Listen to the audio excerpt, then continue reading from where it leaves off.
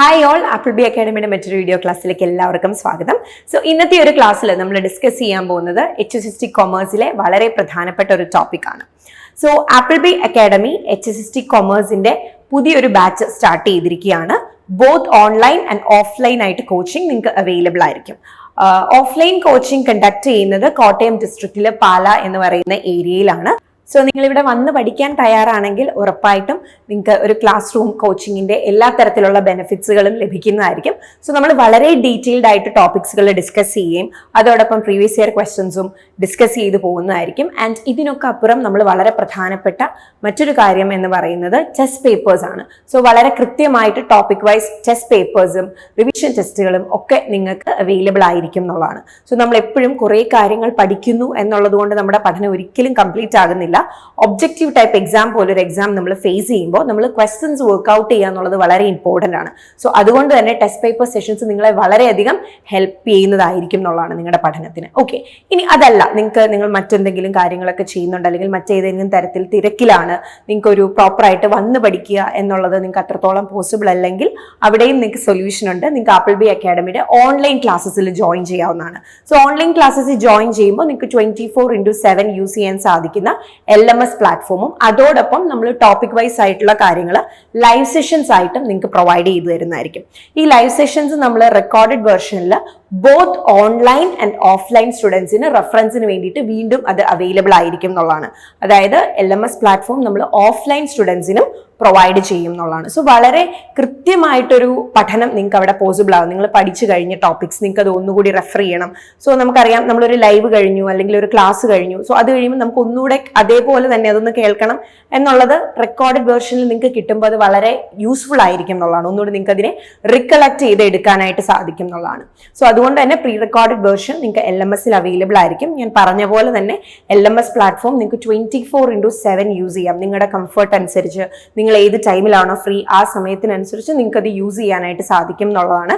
LMS പ്ലാറ്റ്ഫോമിലും നമ്മൾ കൃത്യമായിട്ട് test പേപ്പേഴ്സുകൾ നിങ്ങൾക്ക് അവിടെ അറ്റൻഡ് ചെയ്യാനായിട്ട് സാധിക്കും. ടൈം ബേസ്ഡ് ടെസ്റ്റ് പേപ്പേഴ്സ് നിങ്ങൾക്ക് അവിടെ അവൈലബിൾ ആയിരിക്കും. ടൈം ബേസ്ഡ് എന്നുള്ളത് ഞാൻ എന്തുകൊണ്ട് എടുത്തു പറഞ്ഞു എന്ന് ചോദിച്ചാൽ, നമ്മൾ കുറേ ക്വസ്റ്റ്യൻസ് അറ്റൻഡ് ചെയ്യുന്നു എന്നുള്ളത് മാത്രമല്ല, നമ്മൾ എന്തും കൂടെ അതിൽ ശ്രദ്ധിക്കണം.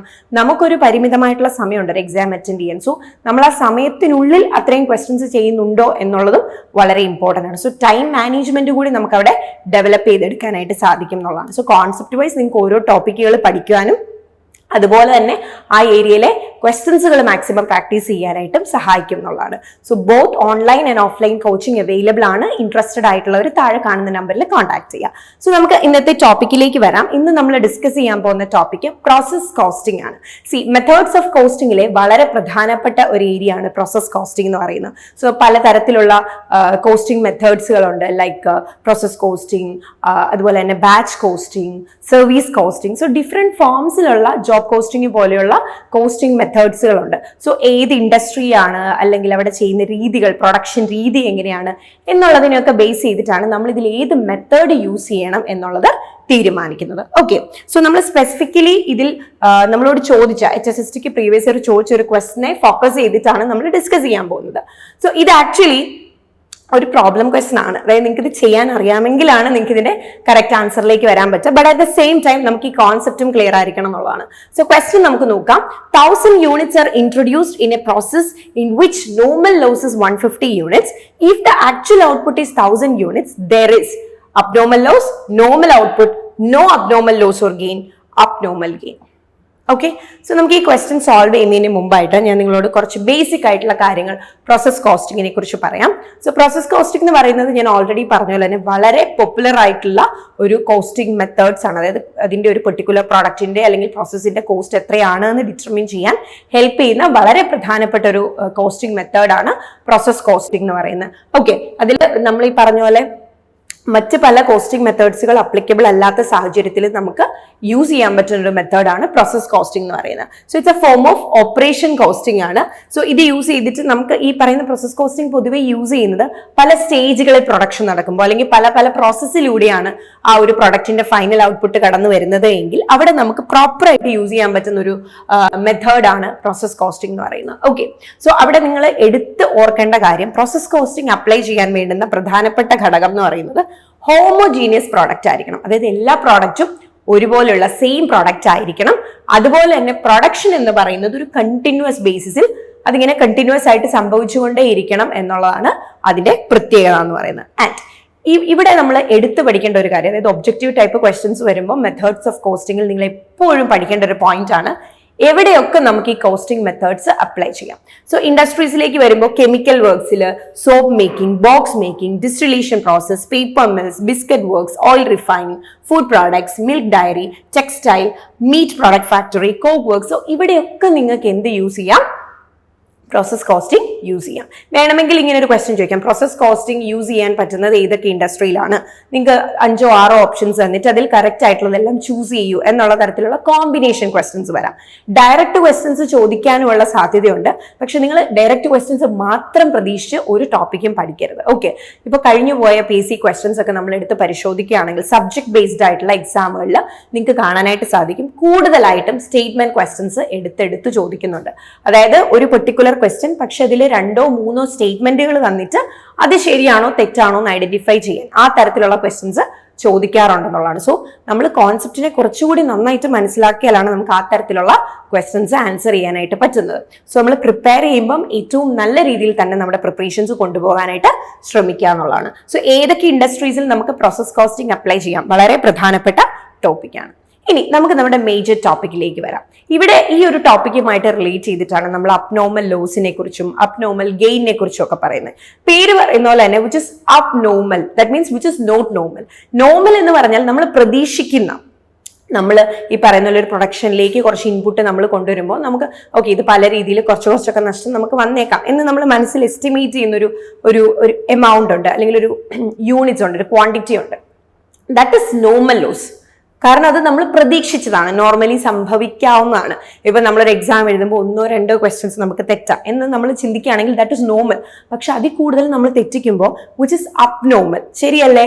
സോ ആ ഒരു നമ്മൾ പൊതുവെ എക്സ്പെക്ട് ചെയ്യുന്ന അല്ലെങ്കിൽ പല സാഹചര്യങ്ങൾ കൊണ്ട് സംഭവിക്കാം എന്ന് വിചാരിക്കുന്നതാണ് നോർമൽ. അങ്ങനെ അല്ലാതൊരു കാര്യം സംഭവിക്കുമ്പോൾ which is abnormal. So abnormal ആയിട്ടുള്ള കാരണങ്ങൾ കൊണ്ട് നിങ്ങൾക്ക് നിങ്ങളുടെ ഇൻപുട്ടിൽ ഔട്ട്പുട്ടിലേക്ക് വന്നപ്പോൾ നഷ്ടങ്ങൾ ഉണ്ടായി, യൂണിറ്റ് ലോസ് ആയെങ്കിൽ that is abnormal process loss. Any loss caused by unexpected or abnormal conditions such as labor strike, power failure, breakdown, accident. See, ഇതൊന്നും നമ്മൾ മുന്നിൽ കണ്ടതല്ല, ഇതൊക്കെ പെട്ടെന്ന് സംഭവിച്ചാണ്. അതിന്റെ ഭാഗമായിട്ട് നിങ്ങൾക്ക് ഏതെങ്കിലും രീതിയിൽ നിങ്ങളുടെ പ്രൊഡക്ഷനിൽ കുറവ് വന്നു, യൂണിറ്റ്സ് ഔട്ട്പുട്ടിൽ കുറവ് വന്നു എങ്കിൽ that is abnormal process loss. Okay, and എങ്ങനെ നമുക്ക് ഈ അബ്നോർമൽ ലോസ് കണ്ടുപിടിക്കാം? Actual loss minus normal loss. Actual loss എന്ന് പറഞ്ഞാൽ ശരിക്കും നിങ്ങൾക്ക് എത്ര എമൗണ്ട് നഷ്ടപ്പെട്ടു മൈനസ് നിങ്ങൾ എത്ര പ്രതീക്ഷിച്ചു. ഓക്കെ, ഞാൻ പൊതുവെ ഞാൻ നോർമലി പ്രതീക്ഷിച്ചതൊരു ഇത്ര യൂണിറ്റ് പോകും എന്നാണ്, പക്ഷെ ശരിക്കും ഇത്രയും സംഭവിച്ചു എങ്കിൽ അങ്ങനെ ഒരു ഡിഫറൻസ് വന്നെങ്കിൽ that is abnormal loss. For example, ശരിക്കും എനിക്ക് ആക്ച്വൽ ലോസ് ഒരു 20 യൂണിറ്റ്സ് വന്നു. ഞാൻ പ്രതീക്ഷിച്ച നോർമൽ ലോസ് എന്ന് പറയുന്നത് ഒരു 15 യൂണിറ്റ്സ് ആയിരുന്നു. So 20 - 15 that is 5. ആ 5 യൂണിറ്റ്സ് എന്ന് പറയുന്നത് എന്താണ്? അബ്നോർമൽ ലോസ് ആണ്. ഓക്കെ, ഈ ഇക്വേഷൻ നോട്ട് ചെയ്ത് വെക്കണേ. മറ്റൊരു ഇക്വേഷൻ കൂടിയുണ്ട്, input minus normal loss minus actual output. Input എന്ന് പറഞ്ഞാൽ നിങ്ങൾ പ്രൊഡക്ഷനിലേക്ക് കൊണ്ടുവന്ന യൂണിറ്റ്, അതിൽ നിന്നും നിങ്ങൾ എക്സ്പെക്ട് ചെയ്യുന്ന ലോസ് ഉണ്ട്, അത് കുറയ്ക്കണം. അത് കുറച്ചിട്ട് പിന്നെ നമ്മൾ അതിൽ നിന്ന് എന്ത് കുറയ്ക്കണം? ആക്ച്വൽ ഔട്ട്പുട്ട് കൂടി കുറയ്ക്കണം. So if there is difference, അതെന്താണ്? അബ്നോർമൽ ലോസ് ആണ്. ഇത് കുറച്ചുകൂടി നിങ്ങൾക്ക് മനസ്സിലാവാൻ വേണ്ടിയിട്ട് ഞാനത് വാല്യൂ യൂസ് ചെയ്തിട്ട് തന്നെ പറയാം. സോ ഇപ്പൊ നമ്മൾ ഇവിടെ കണ്ടുപിടിക്കുന്ന ലോസ് യൂണിറ്റ്സ് ആണ്, അതായത് 10 യൂണിറ്റ് ആണോ 20 യൂണിറ്റ് ആണോ, അങ്ങനെ യൂണിറ്റിലാണ് നമ്മൾ അബ്നോർമൽ ലോസ് കണ്ടുപിടിക്കുന്നത്. ഇനി അതിന്റെ വാല്യൂ എത്ര എമൗണ്ടിന്റെ എത്ര റുപ്പീസ് ആണ് എന്ന് നിങ്ങൾക്ക് അറിയണമെങ്കിൽ നിങ്ങൾക്ക് ഈ ഒരു ഇക്വേഷൻ യൂസ് ചെയ്യാം. Normal cost of normal output divided by normal output multiplied by units of abnormal loss. So ഇതിൽ normal cost of normal output കണ്ടുപിടിക്കാൻ മറ്റൊരു ഇക്വേഷൻ ഉണ്ട്, cost of process minus scrap value of normal loss. Cost of process minus scrap value of normal loss. And normal ഔട്ട്പുട്ടിലേക്ക് വന്നാലോ, input minus normal, അതായത് നമ്മൾ ഇട്ട input നമ്മൾ അതിൽ നിന്ന് പ്രതീക്ഷിക്കുന്ന നോർമൽ ലോസ്, അത് കുറയ്ക്കുമ്പോൾ നമുക്ക് എന്ത് കിട്ടും? നോർമൽ ഔട്ട്പുട്ട് കിട്ടും. സോ ഞാൻ പറഞ്ഞു നമ്മൾ പ്രതീക്ഷിച്ചതിലും കുറഞ്ഞു പോയി നിങ്ങളുടെ ഔട്ട്പുട്ട്. ഓക്കെ, ഞാൻ എല്ലാം കൂടെ കഴിഞ്ഞ് ഞാൻ എക്സ്പെക്ട് ചെയ്ത ലോസും കൂടെ വെച്ചിട്ട് ഞാൻ ഒരു 100 യൂണിറ്റ് പ്രതീക്ഷിച്ചു, പക്ഷെ എനിക്ക് 850 യൂണിറ്റ്സേ കിട്ടിയുള്ളൂ. There is abnormal loss. അപ്പൊ എന്തായിരിക്കും ഈ അബ്നോർമൽ ഗെയിൻ? നമ്മൾ പ്രതീക്ഷിക്കുന്നതിൽ കൂടുതൽ നമുക്ക് അവിടെ പ്രൊഡക്ഷൻ കിട്ടുകയാണ്. ഫോർ എക്സാമ്പിൾ, ഞാൻ പ്രതീക്ഷിച്ച നോർമൽ ഔട്ട്പുട്ട് എന്ന് പറയുന്നത് 500 യൂണിറ്റ് ആണ്. പക്ഷേ എൻ്റെ ആക്ച്വൽ ഔട്ട്പുട്ട് എന്ന് പറയുന്നത് 550 ആണ്. ഓക്കെ, അപ്പൊ ഞാൻ പ്രതീക്ഷിച്ചതിൽ കൂടുതൽ എനിക്ക് കിട്ടി. That is abnormal gain. അപ്രതീക്ഷിതമായിട്ട് നമുക്ക് കൂടി വന്നതാണ് എന്നുള്ളതാണ്. സോ അതിന്റെയും വാല്യൂ കണ്ടുപിടിക്കാനുള്ള ഇക്വേഷൻസ് സംവാട്ട് സെയിം ആണ്. ഈ സെയിം ഇക്വേഷൻ എന്താ ഡിഫറൻസ്? ഇവിടെ നമ്മൾ അബ്നോർമൽ ലോസിന്റെ യൂണിറ്റ്സ് വെച്ച് മൾട്ടിപ്ലൈ ചെയ്യും. ഗെയിൻ കണ്ടുപിടിക്കാൻ നേരം നമ്മൾ അബ്നോർമൽ ഗെയിൻസിന്റെ യൂണിറ്റ്സ് വെച്ച് മൾട്ടിപ്ലൈ ചെയ്യും. ആ ഒരു ഇക്വേഷന്, ആ ഒരു കാര്യത്തിൽ അവിടെ ഒരു ഇക്വേഷനിലെ ഡിഫറൻസ് ഉള്ളൂ എന്നുള്ളതാണ്. സോ നമുക്ക് ഇതുമായിട്ട് റിലേറ്റ് ചെയ്തൊരു ക്വസ്റ്റ്യൻ നോക്കാം. In process a 100 units of raw material were introduced at a cost of rupees 10,000. The other expenditure incurred by the process was 6,020. Of the units introduced, 10% are normally lost in course of manufacture and they possess a scrap value of rupees 30 each. The output of process A was only 75 units. Okay, അപ്പോൾ ഈ ഒരു information use ചെയ്തിട്ട് ഇവിടെ abnormal gain ഉണ്ടായോ, abnormal loss ഉണ്ടായോ എന്നുള്ളത് നമ്മൾ identify ചെയ്യണം. സോ ഞാൻ വീണ്ടും ഈ ഒരു ക്വസ്റ്റ്യനിൽ നമ്മൾ എടുത്ത് ശ്രദ്ധിക്കേണ്ട കാര്യങ്ങൾ പറയാം. Process a 100 units of raw material, അതായത് ഇൻട്രൊഡ്യൂസ് ചെയ്ത എത്ര യൂണിറ്റ് ആണ്? 100 യൂണിറ്റ് ആണ്. പിന്നീട് അതിന് വേണ്ടിയിട്ടായ കോസ്റ്റിനെ കുറിച്ചാണ് പറയുന്നത്. അതൊക്കെ നമുക്ക് ആവശ്യം വരുന്നത് ഈ പറയുന്നതിന്റെ വാല്യൂ കണ്ടുപിടിക്കണമെങ്കിലാണ്. സോ വാല്യൂ ഒക്കെ നമ്മൾ കുറച്ചുകൂടി കാൽക്കുലേഷൻസും കാര്യങ്ങളും ഉണ്ട്. അത് നമുക്ക് കുറച്ചുകൂടി അതിനെക്കുറിച്ച് ഡിസ്കസ് ചെയ്യണമെങ്കിൽ സമയം എടുക്കും. നമ്മൾ ഇതിനെക്കുറിച്ച് റിലേറ്റ് ചെയ്ത എല്ലാ കാര്യങ്ങളും topic wise LMS already upload ചെയ്തിട്ടുള്ളതാണ്. സോ ഇവിടെ നമ്മൾ സ്പെസിഫിക്കലി പഠിക്കാൻ പോകുന്നത് അതിന്റെ യൂണിറ്റ്സ് എങ്ങനെ ഐഡന്റിഫൈ ചെയ്യും എന്നുള്ളതാണ്. ഓക്കെ, സോ ഇവിടെ 100 യൂണിറ്റ്സ് നമ്മൾ ഇൻട്രൊഡ്യൂസ് ചെയ്തു and later of the units introduce 10% R normally lost. അതായത് നമ്മൾ എത്ര യൂണിറ്റ് ഇൻട്രൊഡ്യൂസ് ചെയ്യുന്നുണ്ടോ അതിന്റെ 10% എന്ത് സംഭവിക്കും എന്ന് പറഞ്ഞേ നമ്മൾ എക്സ്പെക്ട് ചെയ്യുന്ന ലോസ് ആണ്. That is normal loss. നമ്മൾ എക്സ്പെക്ട് ചെയ്യുന്ന loss which is normal loss. Okay, and they possess a scrap value of 30 each. ഇതൊക്കെ ഞാൻ പറഞ്ഞാൽ വാല്യൂ കാൽക്കുലേറ്റ് ചെയ്യുമ്പോൾ വേണ്ടുന്നതാണ്. തൽക്കാലം അത് നമുക്ക് വിടാം. The output of process A was only 75 and see the output is 75. അപ്പൊ നമുക്ക് ഇപ്പൊ കിട്ടിയ ക്വസ്റ്റ്യൻസ് നമുക്ക് കംപ്ലീറ്റ് ചെയ്യാൻ വേണ്ടുന്നത് 100 യൂണിറ്റ്സ് 10% 75 യൂണിറ്റ്സ്. സി എങ്ങനെയാണ് അതിന്റെ കാൽക്കുലേഷൻ എന്നുള്ളത് നമുക്ക് നോക്കാം. സോ ഇൻപുട്ട് എന്ന് പറയുന്നത് 100 യൂണിറ്റ്സ് ആണ്. സോ ഇതിൽ നിന്ന് നമ്മൾ എന്ത് ചെയ്യണം? നോർമൽ ലോസ് കുറയ്ക്കണം.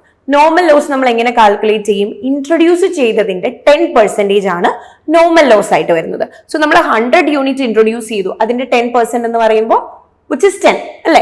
So 100 into 10%, that is 10 units. അതായത് നമ്മൾ എക്സ്പെക്ട് ചെയ്യുന്ന നോർമൽ ലോസ് എത്രയാണ്?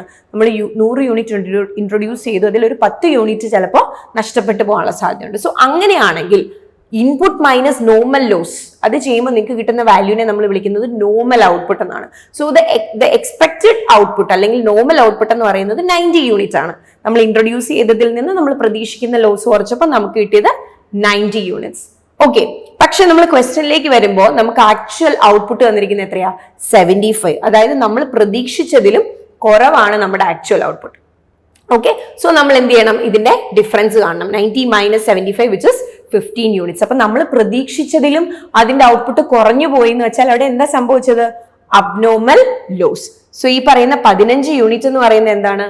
അബ്നോർമൽ ലോസ് ആണ്. സോ നമുക്ക് കിട്ടിയത് അബ്നോർമൽ ലോസ് ആണോ അബ്നോർമൽ ഗെയിൻ ആണോ എന്നൊക്കെ ഉള്ളത് തീരുമാനിക്കുന്നത് നോർമൽ ഔട്ട്പുട്ടും ആക്ച്വൽ ഔട്ട്പുട്ടും തമ്മിലുള്ള റിലേഷൻ ആണ്. ഇവിടെ ആക്ച്വൽ ഔട്ട്പുട്ട് എന്ന് പറയുന്നത് നോർമൽ ഔട്ട്പുട്ടിനേക്കാൾ കുറഞ്ഞു നിൽക്കുന്നു. അപ്പം ആക്ച്വൽ ഔട്ട്പുട്ട് നമുക്ക് വളരെ കുറവേ കിട്ടിയുള്ളൂ. That means there is abnormal loss. നേരെ തിരിച്ചാ സംഭവിച്ചിരുന്നെങ്കിലോ, അതായത് നോർമൽ ഔട്ട്പുട്ടിനേക്കാൾ കൂടുതലായിരുന്നു ആക്ച്വൽ ഔട്ട്പുട്ട് എങ്കിലോ, which means there is abnormal gain.